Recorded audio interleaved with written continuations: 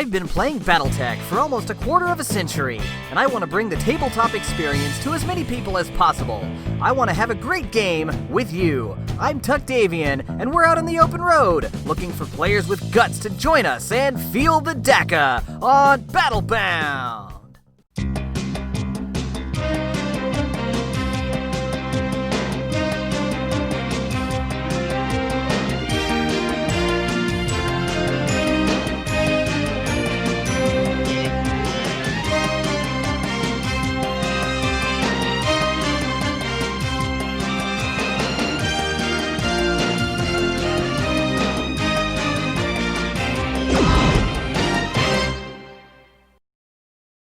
Welcome back, Battletech fans! For our first out-of-state show, we're on the road and on location down south in Denison, Texas, birthplace of Dwight D. Eisenhower, where you can still find the perfect slice of small-town American life.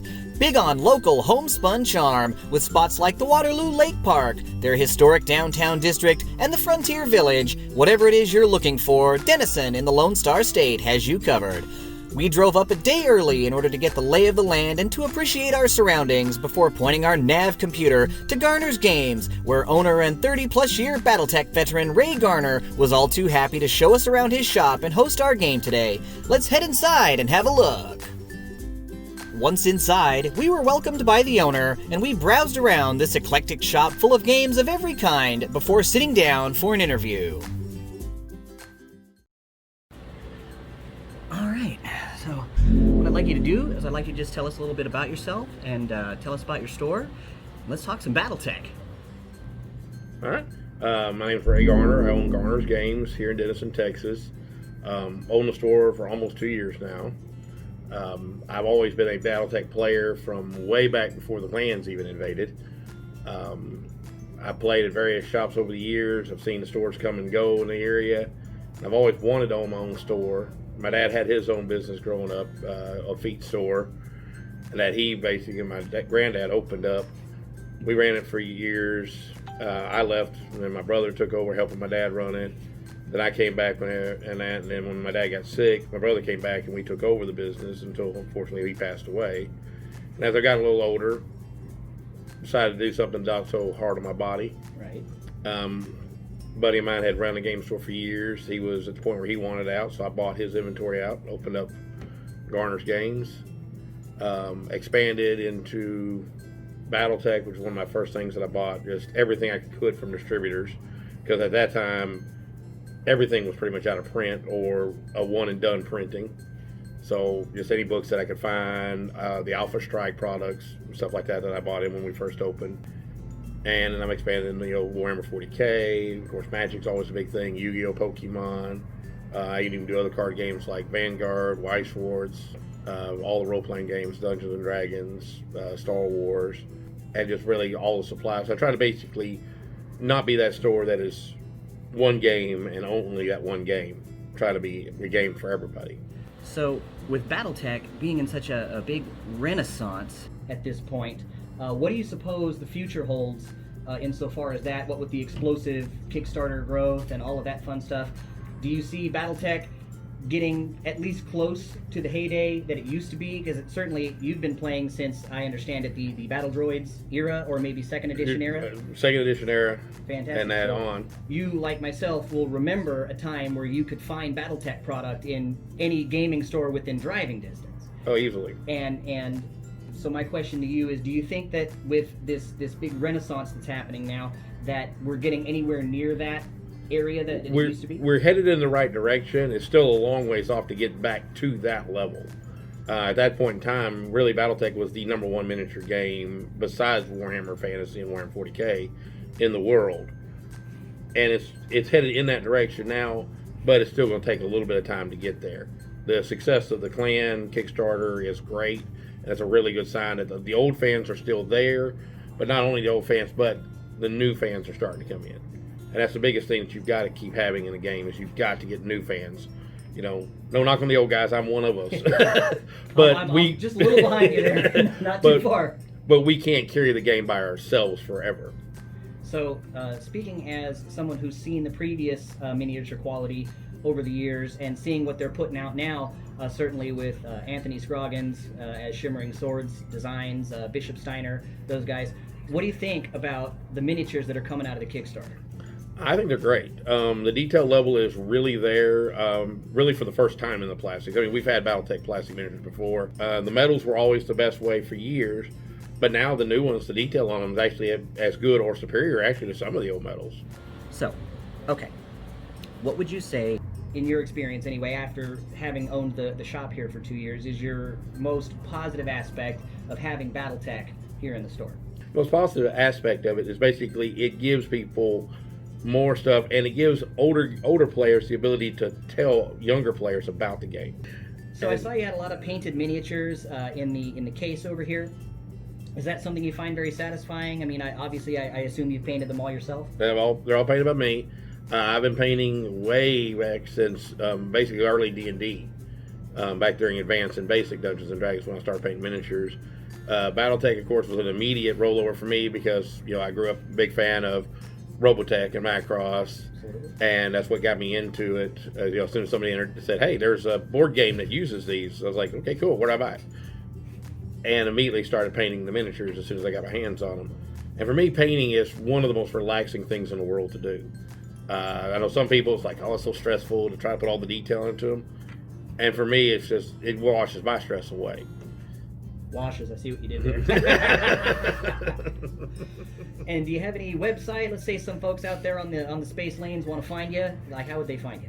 My Facebook page is the best way to get a hold of me and keep up with what's going on, which is Garner's Games on Facebook. You can call me at any time, order stuff. I can ship it to you, or if you're close enough, I'll just drive it over to your house, drop it off. I love it. All right. Well, thank you so much for having us here today. It's been an absolute pleasure to sit down here and talk with you. You've got a great force balanced out. I think it's going to be a very good game. I think it'll be very enjoyable. Sure appreciate you, brother. Appreciate you coming down. Thank you very much. Thanks, sir. And now, let's meet this episode's featured player. So, how'd you get into Battletech, man? What's the story behind it? A friend of mine introduced it to me in the early 90s. We were hanging out a lot with my girlfriend's girlfriend, and he was her fiance. We got together, we started playing games more often, and it just became an addiction. People would ask me what it's like. It's like chess with heavy weapons. I've said that before, yeah. You got all these different pieces, and you're not limited to these pieces.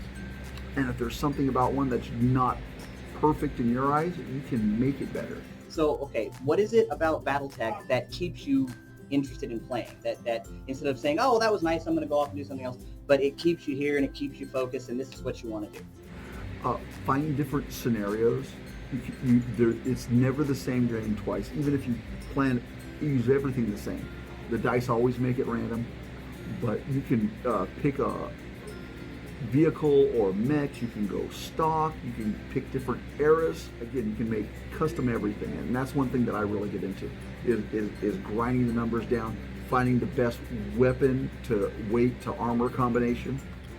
For me, it's probably always going to be the fact that the more the battles go on, the more it becomes a unique story. If you play some of the other miniature games that are out there, usually it's you shoot the model, you damage the model either lives or it dies on that one shot. I've had battle mechs ripped to shreds that are still relevant to the battle and win. Arms are blown off, torso sections are tore apart, legs are half gone or completely gone. So it gives you that, the boxer that won't give up, kind of the Rocky thing. So do you have any memories that stand out to you personally, or just anything that you can remember that you're like, "Oh wow, I'll just never forget that"? One of my most outstanding ones happened right here in this shop.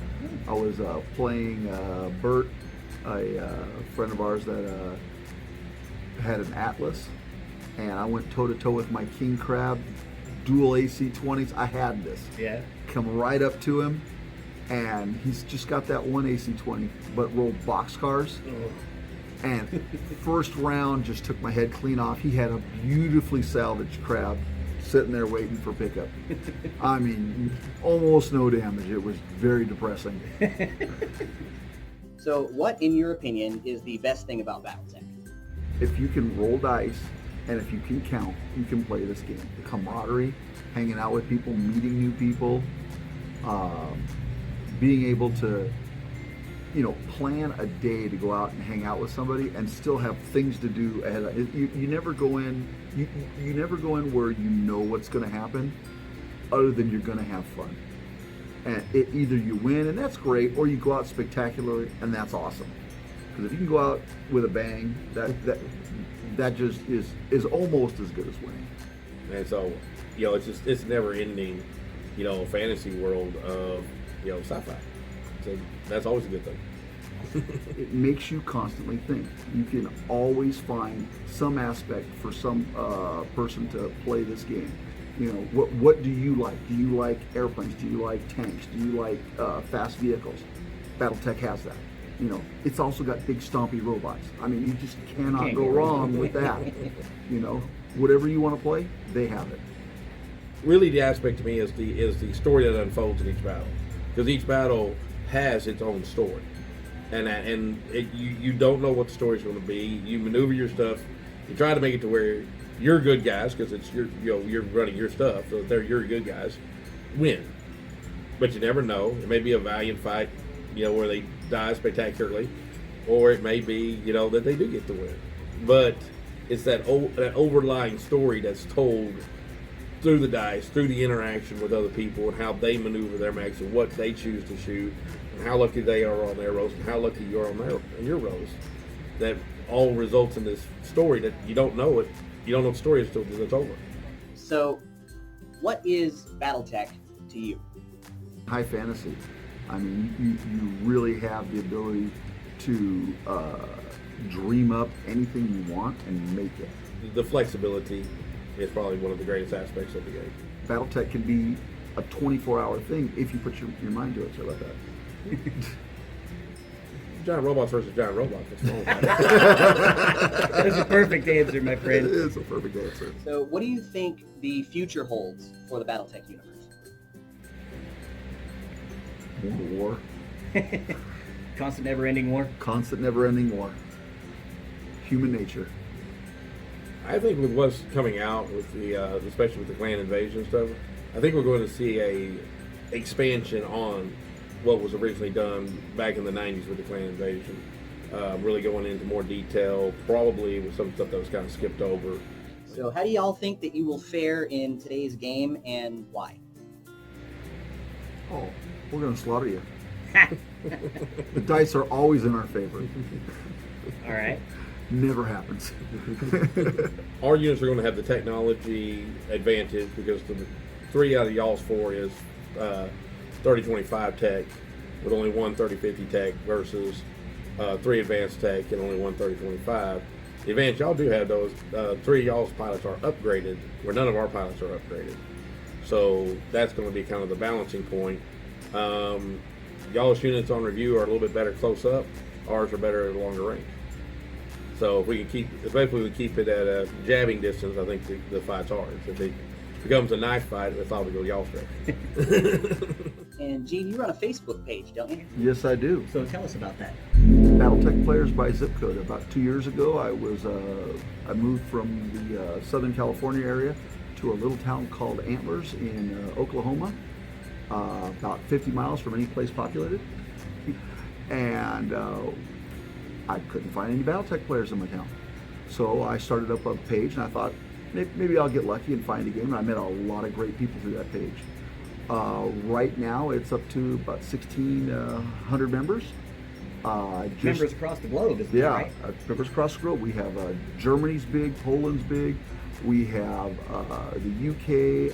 We have members of Australia, New Zealand, all 50 states. We're pretty close to it.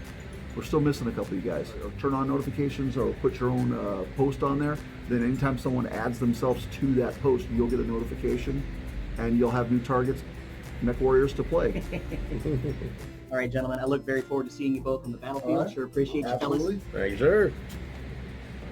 All right, Battletech fans, now that we've heard from today's featured player, let's have a look at today's game by the numbers.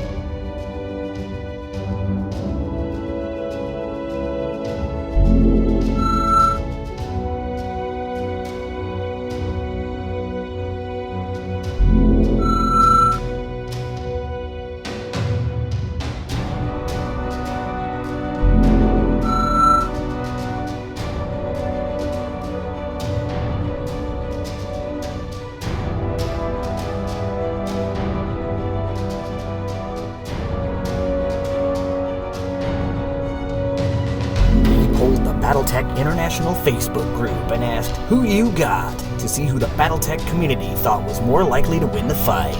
The votes were overwhelmingly in favor of Team Battlebound, with the majority of comments centering around Team Battlebound's lower gunnery skills outweighing the technological advantage of Team Garner's forces, putting Team Garner's squarely in the position of the underdog.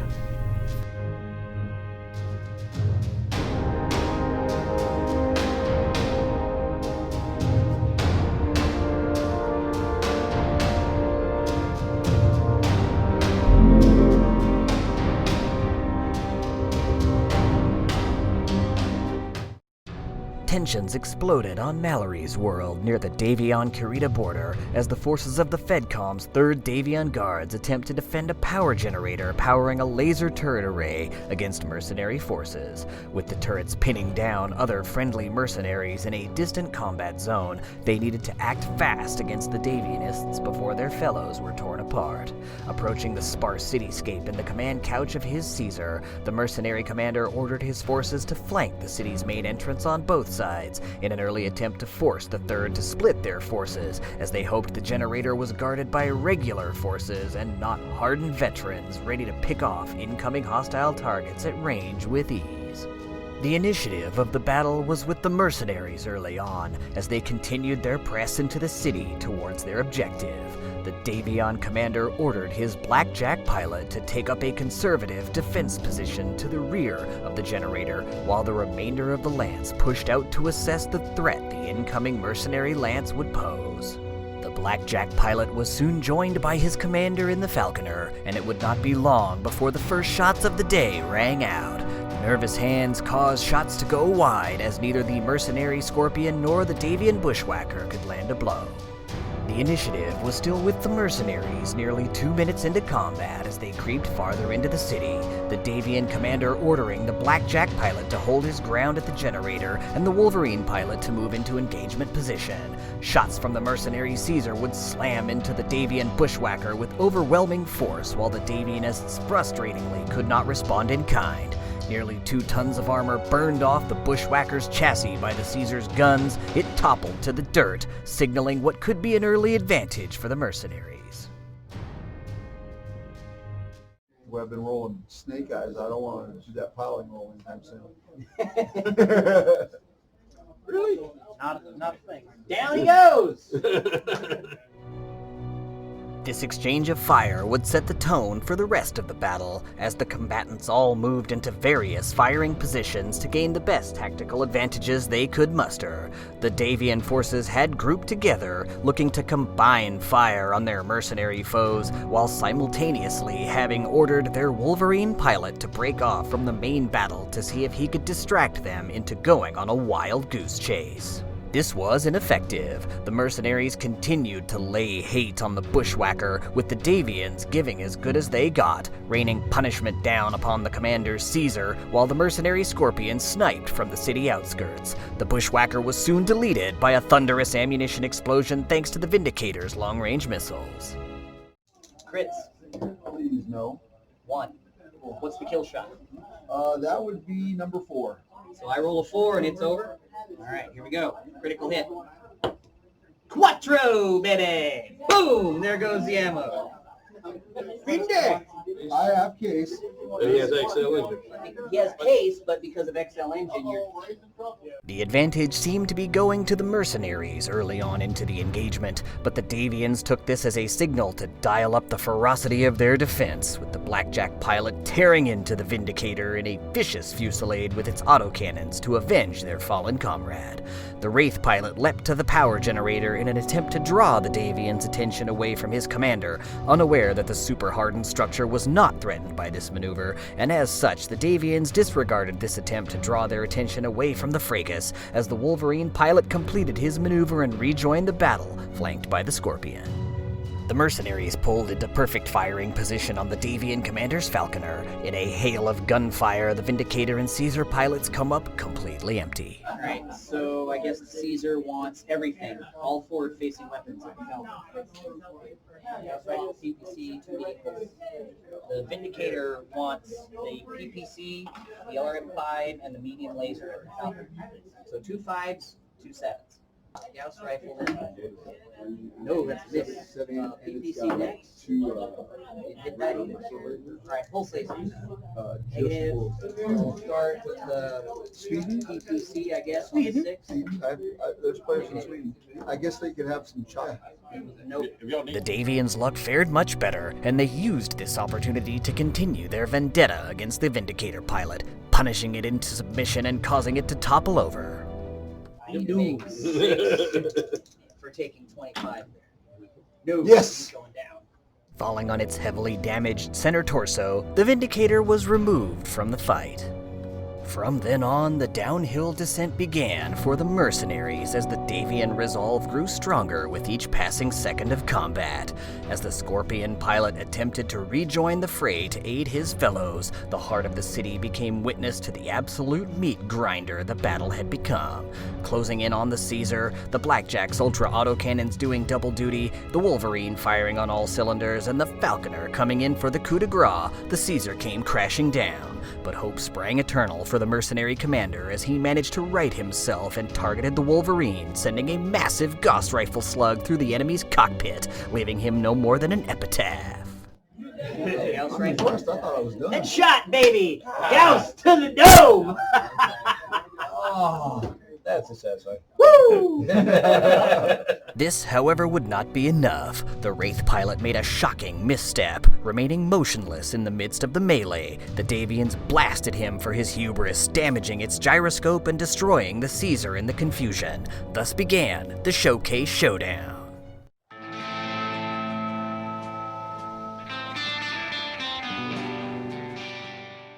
Their commander gone and their remaining forces in critical condition, the mercenaries were in complete disarray. They had focused too tightly on the Bushwhacker and had ignored the Blackjack and Wolverine, while the Davian commander had strategically avoided taking too much damage in his Falconer with a healthy dose of luck. They mounted a retreat, but it was not to be. The Davians bore down on their enemies with renewed vigor, soon rendering the Scorpion pilot unconscious and the Wraith unable to offer more than a feeble semblance of its former capabilities, leaving the underdogs the overwhelming victors and the generators safely operational. After 7 minutes of combat, the underdogs take the day as the heroic House Davian regulars defy the numbers and defy the popular vote to take the victory. And now, to discuss the events, that brings us to a segment of the show we like to call After the Action.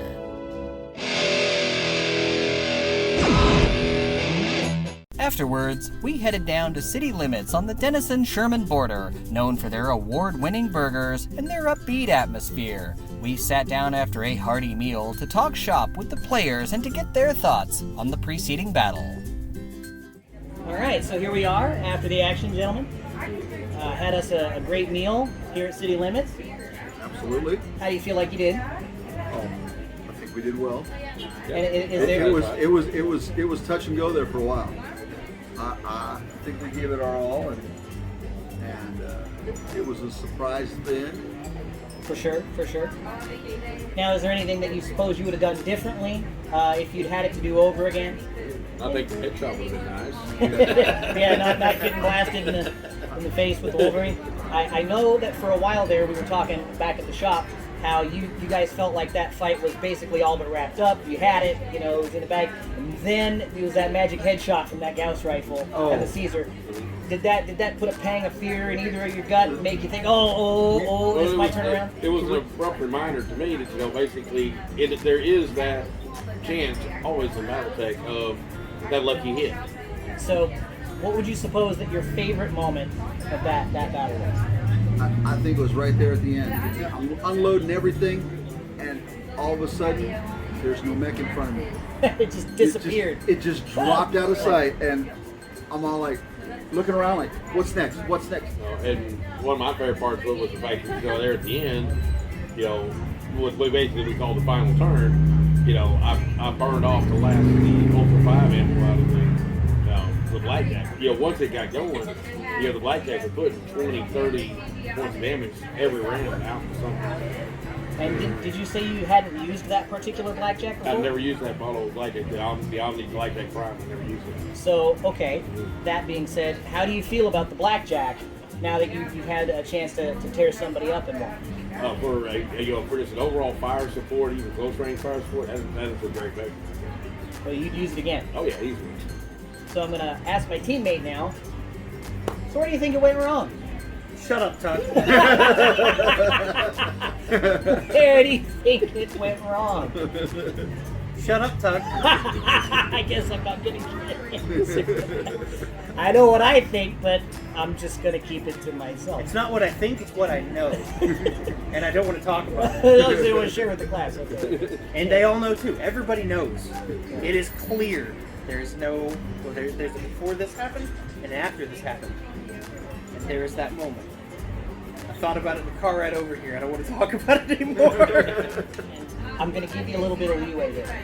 Because I built this force. He didn't really have a whole lot of input on it. I just said, here's what I want to do. And he was like, okay. All right, cool. Sounds good. I took the Caesar, even though it has much less, that thing's got the armor of a medium mech, like if I'm being honest with you, maybe just a tad more. But I thought, they're never going to hit me anyway. What difference does it make? And so I get a 3-gunner in this guy. Yeah, baby.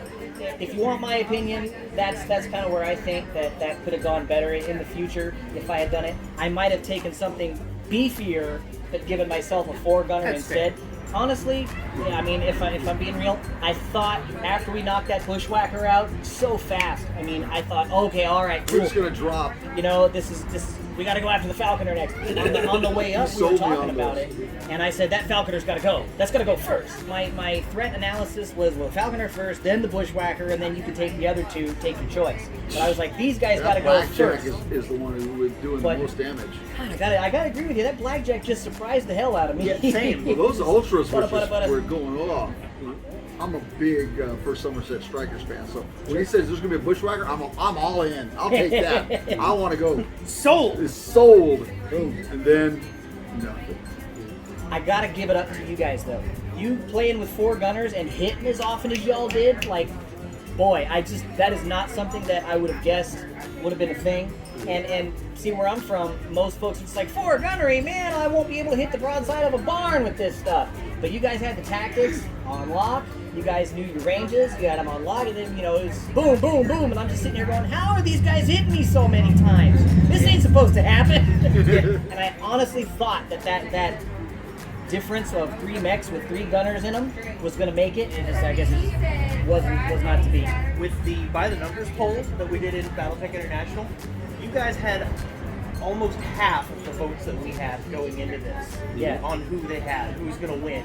So you were overwhelmingly the underdogs in this fight. Oh, absolutely. And you pulled it out, and you pulled it out spectacularly, in my opinion. Well, all right, gentlemen, you know what? It's been an absolute pleasure coming out here, and it's been really super cool, like checking out the game shop and all that stuff, and we had a great game. We sure hope you guys did too. We did. Absolutely, it's fun playing with you again, and it was a treat. Appreciate y'all coming down and doing all this. Thank you so much for having us, absolutely. All right, Battletech fans, that concludes this month's episode of Battlebound. Stick around after the credits for a special message, and remember, if you like the content that you saw here on the channel, hit that like button and tell us where you want to see Battlebound next. We've had a great time out here today at Garner's Games, and we sure hope you enjoyed watching as much as we enjoyed playing for you. So for Battlebound, I'm Tuck Davian with Ray Garner and Gene Phillips. We hope to see you soon out on the space lanes on Battlebound!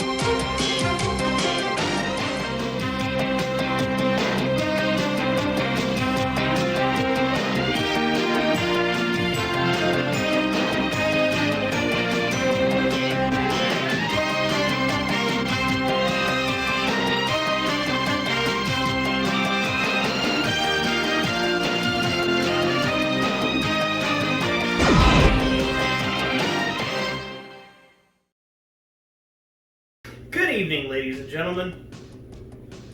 You know why you're here, I know why you're here, and first of all, I want to thank you so much for being here and coming on this journey with us. By the time you guys see this, episode 2 will be up, and I am so excited to hear what you guys think about it. If you haven't yet, like, subscribe. We get to those 1,000 subs, we can do some more fun stuff on this channel. I'm going to turn it over to Tuck here real quick so he can tell you a little bit more about that. Hey guys, you know what? This episode, I really feel like we kind of upped the production value on this one. I feel like taking those suggestions that you all threw into my inbox, or you put up here on YouTube, or that I read on Reddit or Facebook, wherever it was that I read it, we took as many of those as we absolutely could stick in this episode. What we're gonna do for the next episode, instead of traveling for July, we're gonna do the worldwide event here in Tulsa. And that, yeah. We're gonna do the worldwide event, and we're gonna cover that. That I do believe is the Smoke Jaguars versus the Inner Sphere, circa late 30s, 50s era. You are correct, sir. And we'll do that down at Dice Addiction, you know, here in Tulsa. But we'll be back on the road again in August, and we're going to Harrison, Arkansas for August. And of course, we are going to do the worldwide event Battlebound style. Oh yeah. So, Oh yeah. I don't have any fear about that. I've shown him the stuff already. I've shown a few friends, and I tell you, I got something cool planned. You guys are gonna like it. I think So you're excited. gonna like it. If you follow us on Twitch, I'll put the link down here. Folks that follow us on Twitch actually got a special preview of this episode when I was just wondering how the whole thing looked, and I invited a few people and we all watched it. So if you've been a Twitch subscriber, then you would have seen that. So I suggest you do that now. Help me gain affiliate status there. What he was talking about with the 1,000 subscriptions, it's not a numbers game so much as it is I would be able to put polls on YouTube. I'd be able to ask questions and get feedback and say, what do you want to see, and things like that. Whereas right now, the only real way I have to do that is on Facebook. If you check out my meme page, you know, Tuck Davian's Saucy Battletech memes. See, even Tally wants to get in on that. But right now, that's really the only way I have to engage with folks other than being in the comment section here on YouTube. And I really would like the opportunity to more closely engage with the Battletech community and find out, hey, what's some suggestions you have? Or, you know, what's an idea you think would work well? And that is why we're trying to get to 1,000 subs. Because at the end of the day, we're here for you guys. We're here to make a good show, something that you like, something that we think is cool, but something that can bring us all together as a community, and that's just one more way we're able to do that. Once again, guys, thank you all so much for viewing. We sure appreciate you, and we're looking forward to seeing you out on the space lanes for the worldwide event coverage for episode 3, Battlebound. Catch you later.